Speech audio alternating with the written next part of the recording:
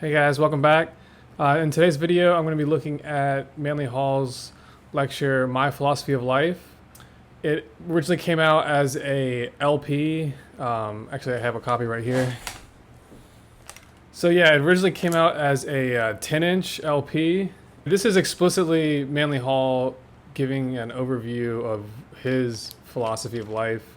And he's saying, this is what I believe. So if you're a student of Manly Hall, these are the ideas that you should really always keep in mind when you're studying any particular subject area that he goes into, because he's going to be analyzing that topic from the perspective of this sort of lens or framework that he is laying out very explicitly in this document. So the transcript of this is available in the winter 1959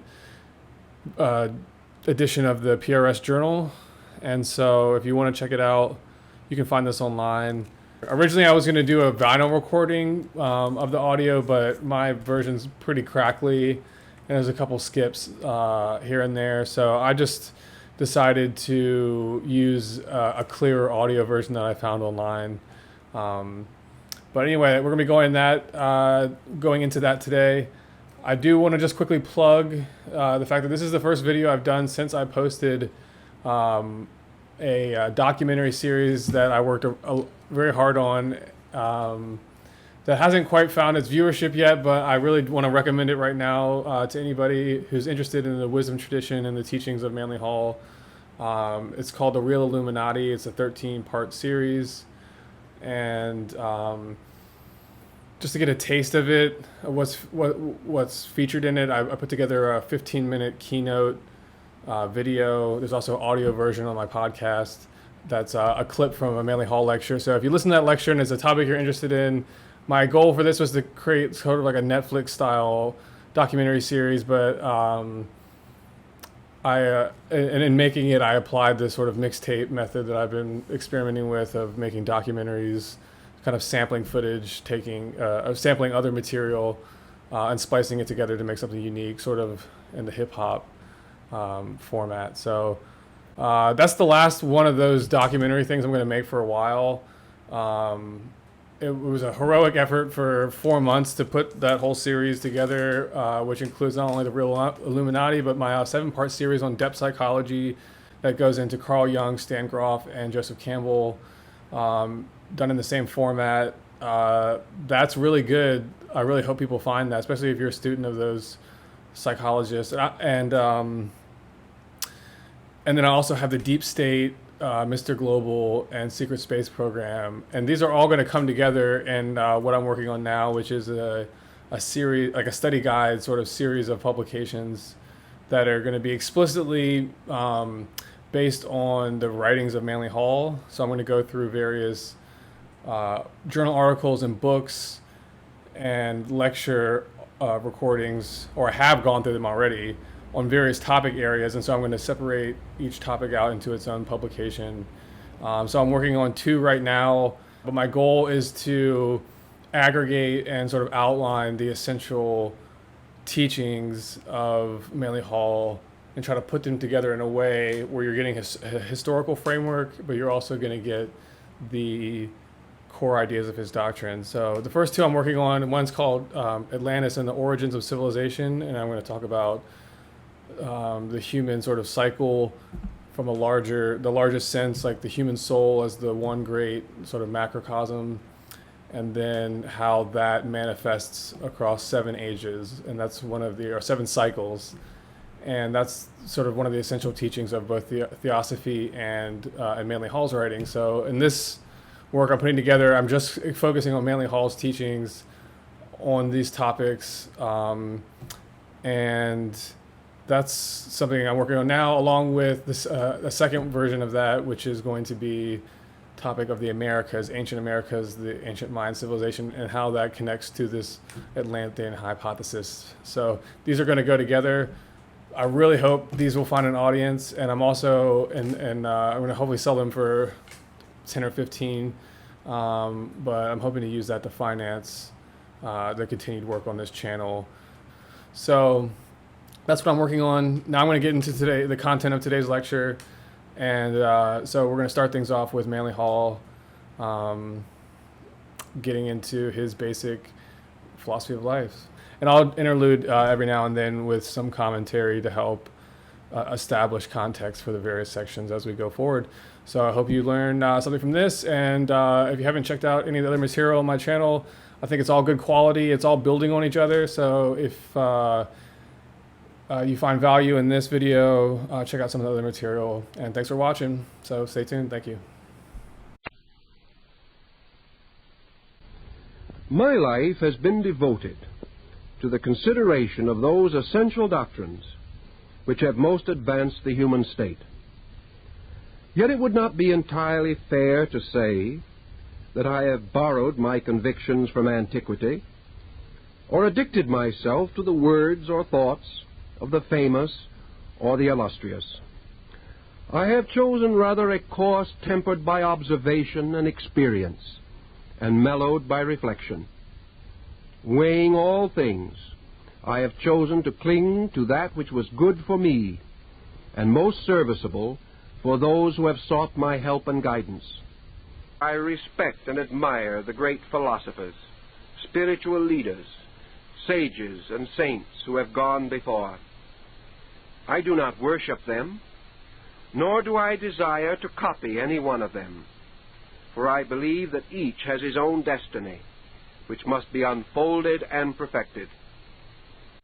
I believe that if I follow in the path of wisdom, as revealed to me by the teachers of the race, by the inward instincts and intuitions of my consciousness, supported by the observations and experiences of living, I may live in a manner acceptable to truth. If I so live, I will earn and merit the right to a larger knowledge and understanding, but I am not entitled to more than is sustained by my conduct.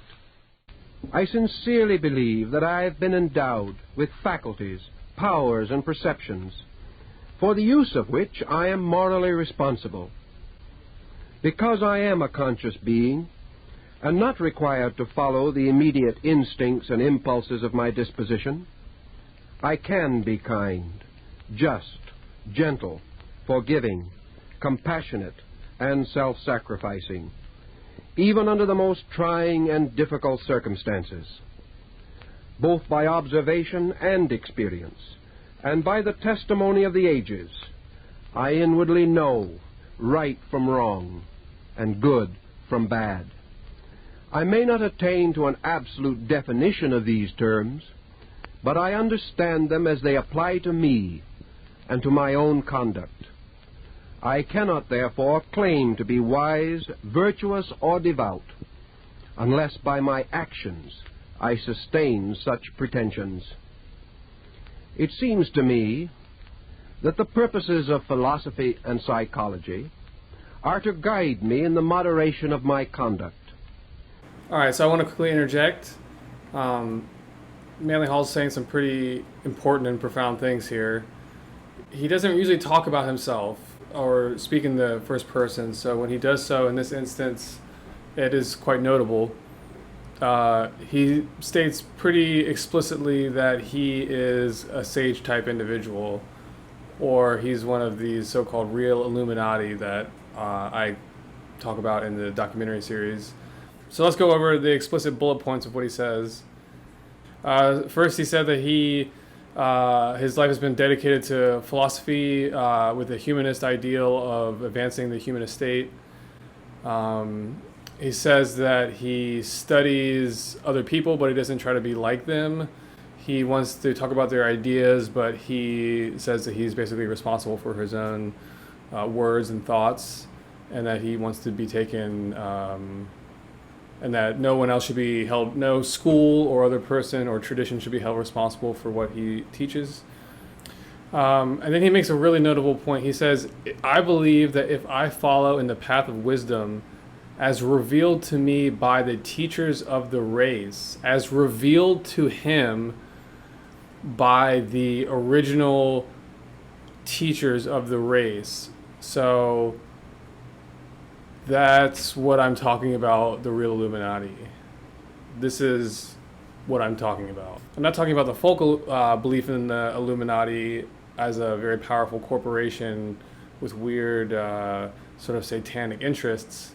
That's definitely a folk belief and a folk myth, I guess I would say. But there is a corollary to a real equivalent, and that real equivalent is this so-called real Illuminati.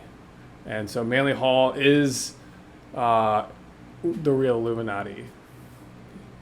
And furthermore, he says that I have been endowed with faculties, powers, and perceptions for the use of which I am morally responsible. Have been endowed with faculties, powers, and perceptions. I'm not saying I have. I'm saying he says that about himself. He's explicitly stating that he is somebody who has mystic perception, has a sort of activation of the third eye, and has been initiated into the knowledge that is associated with opening these inner faculties and powers.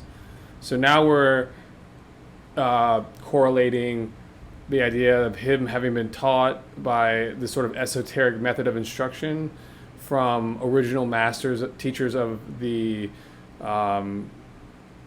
human life wave, the Elohim, or however you wanted to title that group. He states that he has been taught by that group. He has open spiritual perceptions, and he takes on the responsibility of using those and putting them to constructive use. And then he states that he is a, quote, conscious being. So he has attained to a level of enlightenment.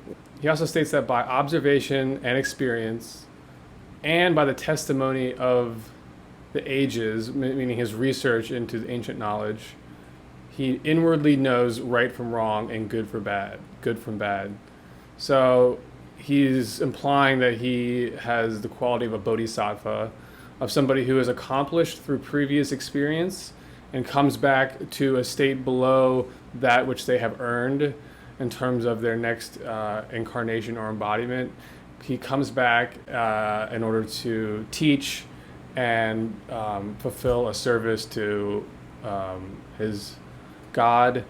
But he's also saying that to state these things means nothing and that talk is cheap. And he's saying that unless your actions back up what you're saying, what you say means nothing.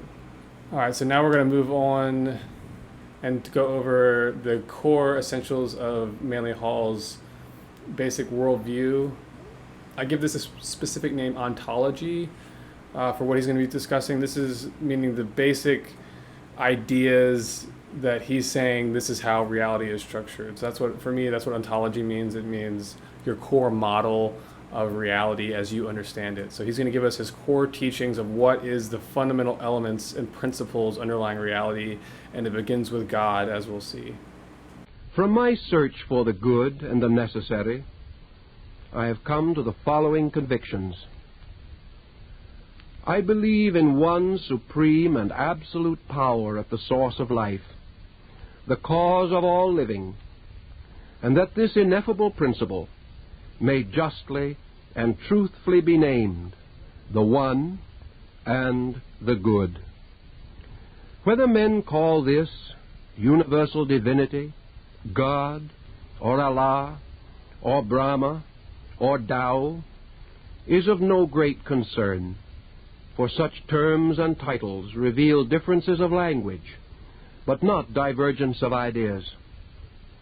Man has come to know this sovereign good through the seekings of his mind and the longings of his heart. It seems to me, however, that believing in good, and in a God everywhere existing, and forever the source of wisdom, justice, truth, and love, we must in the end come to the realization that all the workings of this creative power are necessary, beautiful, and virtuous. The universe in which we live is one of innumerable manifestations of the divine will. The world, therefore, must be essentially good, for it is not conceivable that a principle shall create contrary to its own nature. If then there shall appear to be injustice, inequality, and calamity in the world, they must originate not in the divine understanding, but in human misunderstanding. If it is not given to us to know all things and to solve all mysteries, we must seek through faith, hope, and charity for the beautiful and the good. I do not believe in a principle of evil, for I cannot reconcile such a doctrine with the eternal good which rules the universe with an absolute power. Yet I must explain, to the satisfaction of my own conscience, those appearances of evil which surround me. By experience and observation, I have satisfied myself that evil is another name for ignorance. Through ignorance, man becomes selfish, critical, and destructive. And from these abuses and misuses of his divine and natural resources, he causes corruption and discord in the way of life which he has fashioned. When man violates natural law or disobeys the code of his own kind, he brings upon himself certain retributions which appear to him to be unreasonable punishment. In the broad pattern of mortal existence, discord reveals the need for concord, selfishness, the need for unselfishness, cruelty, the need for kindness, and ignorance, the need for the tireless search after truth and beauty. Thus what we call evil is a servant of good, for it causes us in the end to depart from error and cling to reality. All right, let me comment on what was just spoken. Manly Hall here gives his essential teachings of good versus evil and of the nature of God. Let me just go into a couple points.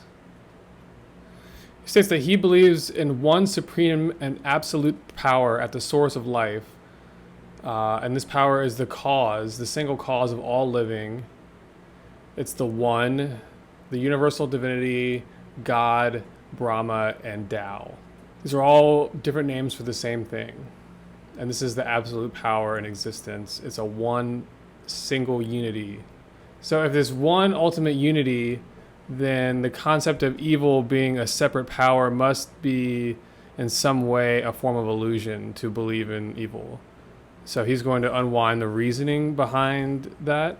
So in his belief, if God, this unity of power, of divine power, exists everywhere and serves as the source of wisdom, justice, truth, and love, those are the essential qualities of God, then it must be true that everything that happens within existence is somehow a part of the workings of this creative power. So essentially he's stating that ignorance is the cause of our suffering and thus the root of evil. And so the overall philosophy of evil, according to Manly Hall, is that when man violates, or when mankind violates a natural law or disobeys the code of his own kind, which means the laws of the human soul, he brings upon himself certain retributions which appear to be unreasonable punishment. But as we go forward, we'll see that these punishments are necessary consequences of wrong action that is set in motion by an incorrect understanding or an ignorance of how to properly relate to and engage with the world of creation.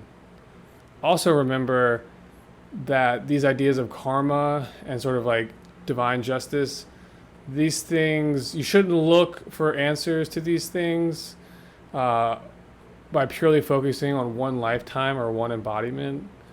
These are things that play out within the soul that reincarnates through embodiments. And so the karma or the consequences of action may play out over multiple lifetimes. And that sets the stage for what we're going to be going into next, where Manly Hall is going to give his essential philosophy of reincarnation. and of the evolution of the soul. I believe that human consciousness is a being separate from the body which it inhabits, and that this consciousness existed prior to embodiment and will survive the dissolution of its physical form. I am convinced of this not only by the authority of religion and philosophy, but also by a natural sense within myself. This belief is reasonably sustained by the circumstances of living. It is difficult to rationally maintain that man is born, suffers, and dies without reason or purpose, nor is it conceivable that experience, knowledge, and understanding, which are obviously and undeniably the richer fruits of living, should cease and be utterly dissolved by the phenomenon of death. Neither can I accept the doctrine of an eternal judgment with everlasting rewards and punishments, meted out at the end of one frail and imperfect span of years in this world. In the economy of nature, and in the benevolence of an abiding providence, all creatures possessing within them the life of the Creator must have an eternal continuance of themselves or in universal being. Life as we know it must therefore be an episode in a larger existence. For this and other reasons, I believe in the doctrine of rebirth as a pattern of life most honorable for man, most suitable to things known and seen, and best calculated to reveal the eternal goodness of the sovereign being. I am willing to accept the challenge of growth, to believe that I have lived before and will live again. My present state is the sum of my previous existences, and I am endowed with the powers and potentials of improvement by which I may advance my destiny according to my deserts and merits. So this next section, Manlyphall is going to build his approach to a humanist philosophy and his idea that all human life is part of one great divine life, that there is no fundamental separation between individuals. He also encourages us to look beyond race and skin color and to factor in the soul in our evaluations of others rather than the superficial attributes. And then after that, he's going to talk about his philosophy of science, which is that nature is the great revelation of the divine will. And so if we seek to know and understand the divine pattern, we should look to nature and study nature for that guidance. And this is the basic philosophy of science that Manlyphall teaches. So in this next section, he also goes over his hypothesis of the secret teachings of all ages. And he notes that the religions of the world all are varied parts of one great religious revelation, and that there is no fundamental difference between cultures and individuals when it comes to the essential teachings of religion, and that all apparent differences are due to ignorance and confusion and not due to realities. Careful study has convinced me that all the great religions of the world, past and present, teach the same essential code of conduct. They all believe in the existence of a sovereign power or being. They teach in one way or another the immortality of the soul, and they affirm the ultimate victory of good over evil, light over darkness, truth over error. It may happen, however, that different religions have advanced and specialized certain parts, tenets, and doctrines of the one and eternal religion. Therefore, it seems to me that through the study of comparative religion, we come nearer to the complete truth, which is the one and eternal faith. Conflict between beliefs, therefore, confuses and obscures man's natural instinct to worship the supreme good. For the same reason, I believe that all races and creatures are parts of one plan, and should not be regarded as in any way separate or distinct from that plan. All men, regardless of their races or nations, their colors or conditions, share one life, exist in one world, and are the children of one creating power. Therefore I shall measure a man, not by his complexion, but by his works, and will decline to hold any attitude which disparages him because of circumstances arising from birth or social estate. I am assured by my own conscience that if I cannot find the good in myself and in my fellow man, I shall in no way discover it in space or beyond the stars. A good life must have communion with the inner parts of itself. It is right and proper that we should cultivate quietude and set aside some part of our time to gentle reflection. I believe that the eternal being within us makes known its purposes most immediately and fully through the peaceful heart and the quiet mind. It is therefore of the greatest utility to experience the presence of the eternal good as a benediction upon the spirit, inclining us naturally to peace of soul. There can be no peace without faith, for through faith alone do we discover the truth and reality of peace. The end of all learning, the fruits of all labors and endeavors, and the consummation of the deepest and most devout instincts and intuitions of our souls are that we shall come to honor and obey the rules of the vast plan of which we are the conscious and separate parts. All right, and finally we're going to finish things off with Manly Hall talking about the philosophy of love, and he relates it to the redeeming power. And then he's also, in this last section that I'm going to feature, talks about a little preview of a sort of utopian social vision based on the ideas and principles he's outlined so far. And then after that, I'll be wrapping it up. So thank you very much for tuning in this week. I hope you enjoyed this. Check out my other material if you have time. And stay tuned. I have a lot of stuff coming. Thank you very much. Bye. I believe that love is an eternal power and a natural part of the sovereign good. If all things be created by wisdom and supported by strength, they shall be perfected by love. Wherever the redeeming power is present in the world, working the mysteries of regeneration and redemption, there we shall find love. It is a medicine for the sickness of the mind, the debility of the soul, or the exhaustion of the body. By love all things are tempered and subdued, and their perfect works are revealed. For man there can be no proof of love, except that he shall love. By the power of love he is induced to sacrifice himself, and to place the happiness of others above his own. If he loves truly, he will act nobly.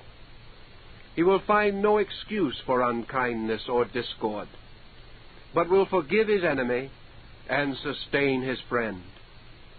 There can be no peace in this world, no tranquility within man, no sharing in the grace of the eternal, without love.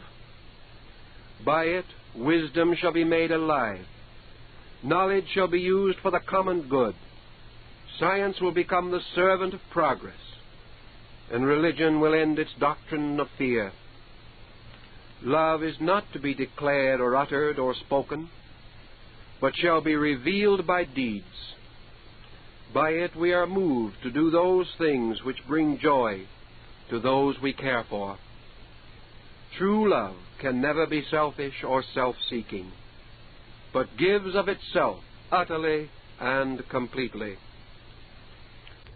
The will of the eternal power is revealed to us through the laws governing the formation, generation, growth, unfoldment, and improvement of created things. I believe that those who keep the law will be kept by the law. In the fullness of time, the human soul, vestured in righteousness and abundant in grace, shall return to the eternal being from which it came, and it shall abide in everlastingness, and shall know the peace that surpasseth understanding. I do not believe that souls can be lost, that an ultimate evil can obscure the works of good, or that the nature of being is anywhere within itself a source or cause of pain or terror. It also seems to me that the world in which we live, with all its creatures and parts, is a growing and unfolding being, and that in the fullness of time the grace within man shall so shine from him that he can build a beautiful society in which he can live peacefully, happily, and harmoniously. In those days there will be good government, freedom from crime and want, and mankind will collectively be aware of its own purpose and will gloriously and gladly serve that purpose. Until such a time, I shall do what I can, according to the means which I possess, to make this possible, with no expectations of immediate reward.